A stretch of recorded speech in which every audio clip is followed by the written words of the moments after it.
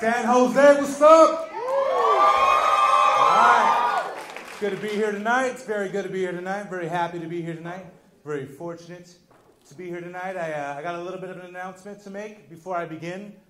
Not to sound like I'm flicking my own bean here, people. But I recently lost over 65 pounds. Thank you very much. Thank you. Took me 2 years. Lots of hard work, lots of dedication. I have subsequently gained it all back. I should probably mention that. Kind of wish I just never lost the weight at all. You know what I mean? Because really, there's nothing more embarrassing, nothing more discouraging than spending 2 years of your life dieting every day, exercising every day, doing all the amphetamines you could afford, right? Just to gain it all back, you know? Just to gain it all back. And like my metabolism is shot now. Fat, skinny, fat, skinny. Like if I don't maintain my diet of high protein, low carbs, and throwing up after every meal. In like a month, I go from chest to breast, you understand? Seriously, I can't even jerk off with my shirt off anymore, people. It's a mood killer. I start to jiggle in all the wrong places, you know? I know it's a little graphic, but you try maintaining a Woody when your belly starts involuntarily doing the truffle shuffle. And I realize I'm not like ridiculously fat yet. And I say yet because I'm doing nothing about it. Like I'm still at that stage where I feel like I'm fooling people if I wear dark colors. Like Dickie shirts are my favorite. Dickie shirts are the fat people, like they're the best thing since the invention of the escalator, right? They're cheap. They come in every size imaginable. They sell them everywhere. They sell them at Orchard Supply Hardware. I realized I had a little bit of a weight issue when I started browsing for my wardrobe at Osh, okay? It's like, excuse me, where are your fitting rooms? We have some bathrooms in the back. I don't know. And the problem is that I'm new fat. You understand what I mean by that? Like I'm new fat. Like I didn't grow up fat. I didn't develop that good personality you get in order to compensate. I'm new fat. I'm like John Travolta fat, all right? Mentally, I'm grease lightning. Physically, I'm hairspray. Sucks. And I blame it on being broke, you know? Because think about it, a few hundred years ago, if you were fat, that meant you're wealthy. If you're skinny, that meant you're poor, right? Fast forward to nowadays, it's the exact opposite. Right? If you're fat, it's because you're living off the dollar menu. Take me, for example. Tomorrow, I have $5 to last me the rest of the day. Now, what can I do with that $5? I can go to Little Caesars, buy myself a nice, big, juicy pizza, right? I can go to Jack in the Crack, buy 10 tacos. Or I can go to Whole Foods, buy myself an orange. I could do that.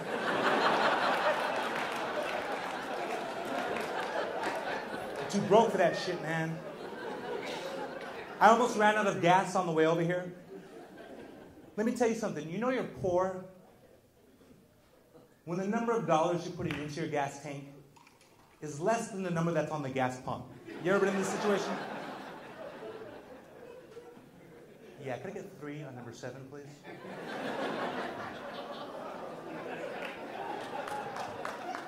What was that? 3 on number 7. Guy just looks at me, you know, we're actually hiring right now. I'm like, please, please, do I apply here or online? Man, times are tough. Times have always been a little bit tough for me, though. A little backstory about myself. I come from a broken home. I do. And by that, I mean nothing ever fucking worked in that house. When the electricity was turned on, the water was turned off. When the water was turned on, the electricity was turned off. When I was turned on, the internet was turned off. It was hard, people. It was very hard. And I don't mean to sound like I'm complaining, you know, my parents worked very hard, you know. But my dad, a little bit of a cheapskate. All right? For instance, all this guy ever got me for birthdays and holidays were socks. You know, socks to the face, socks to the gut. You know what I'm talking about. My dad is so cheap, he once took out a 30-year payment plan on a prostitute. And I'm nervous. Because after 30 years is up, I don't know if my mom is going to stick around. My dad wrote that joke. My mom's actually in the audience tonight, so give it up for her. Yeah. She's a sweetheart. She's a sweetheart. I love her. She's a little racist, though. I'm not going to lie. She is. Yeah, she's a little racist, but hey, you know? And she's letting it out a little too much now that she's getting a little older. Like, she just stopped caring. Like, she's starting to say all these off-the-wall things. Like, black people can't drive. And Asian people steal. Well, first of all, Mom, you're mixing up stereotypes. I was like, Mom, instead of saying black people this or Asian people that, just say Filipinos next time. Cover all the bases. You know?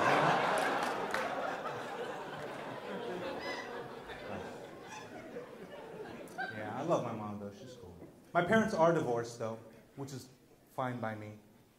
It's cool because, you know, like my family celebrates divorce the way other families celebrate marriage. The groom walks the bride down the aisle, hands her back to her dad. It's great.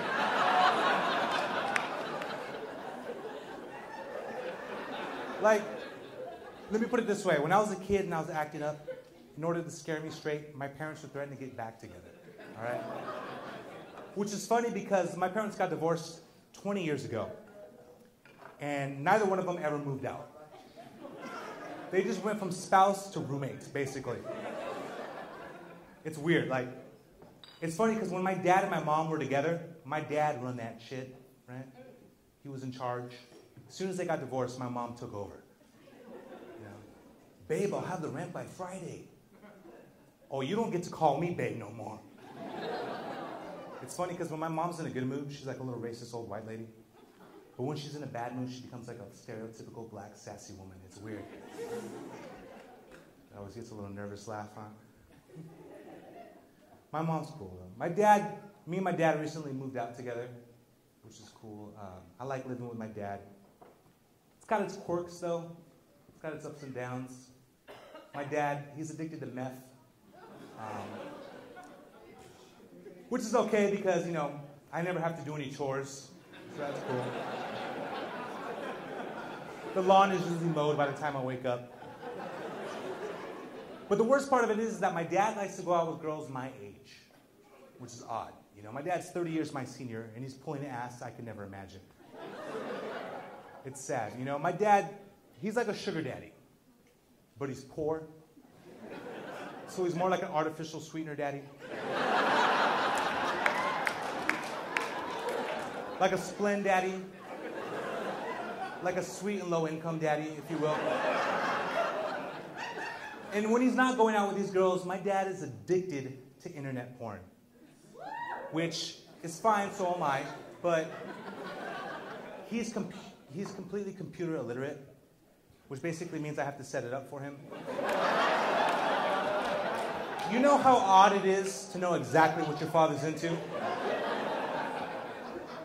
Hey, mijo, set up some more of that Sasha Grey, eh? My dad says A after everything. That's one thing Cholos and Canadians have in common. They say A after everything. What else can I tell you about myself? I got a big date this week. I'm very excited about it. Third date. That's usually like a big deal, right? Get to start touching things. I'm excited. I went out, bought some new clothes at Osh, you know.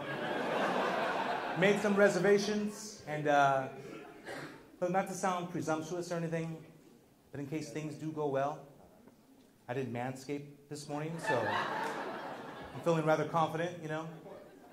About 1.5 inches more confident, to be specific. Because ladies, it's important for a man to regularly groom down there nowadays, am I right? It's 2014. That 1970s porn star look isn't Like, fellas, we can't drop our trousers and have Rick Ross's chin staring back at our old ladies, right? Oh. Can't have your crotch look like Zach Galifianakis' face. I mean, let's just face it, if your stack looks like a member of ZZ Top, it's time to trim, right? And especially me, because I don't know if you guys can tell by looking at me, but I'm actually mixed race. My father is Mexican-American. My mother is a Wookiee. She is a Wookiee. So needless to say, I got to keep up with that stuff like constantly. You know? And it's weird because it's all from the waist down with me. It's all from the waist down. I completely bear from the waist up. I'm Fozzie Bear from the waist down. When I'm naked, I look like Mr. Tumnus from the Chronicles of Narnia. It's awkward. And I wonder why I never meet any women doing stand-up comedy. I love doing stand-up, though. I just passed, like, my 2-year mark.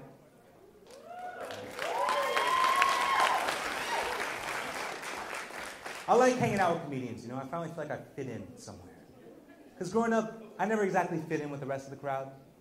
Like, I was always that loser within a group of skateboarders. Trying a little too hard to make razors the next big thing.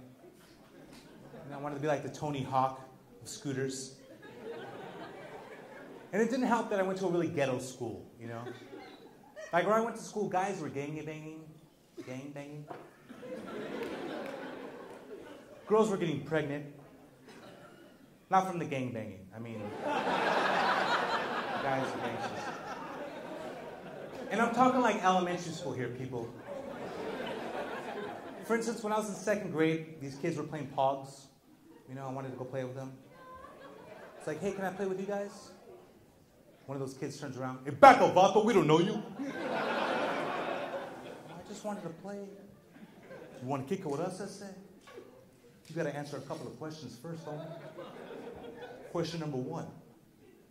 Who's your favorite Power Ranger? What? Who's your favorite Power Ranger? The Red Ranger or the Blue Ranger? I like the White Ranger. Or the Green Ranger, depending on how early in the series we're talking. The Red Ranger or the Blue Ranger? The Red Ranger? Simone S.A., okay. Question number 2. Who's your favorite Ninja Turtle? Leonardo? Raphael. No, Raphael? Orale, Holmes, or you win, Vato. And that's how I joined my first gang. But the 2 worst gangs at my school were at war with each other. It was terrible. Fights in the bathroom every day, fights on the playground, it was nuts. And these 2 gangs, all girls. See, when I was growing up in the 90s, way before there was Team Edward versus Team Jacob, there was NSYNC versus Backstreet Boys. Yeah. And bitches were getting cut. NSYNC, bitch! Backstreet's back, puta! First time I ever got my ass kicked was the day I wore my 98-degree shirt to school. All right, everybody, my name is Victor Cruz Perez. Thank you so much for having me.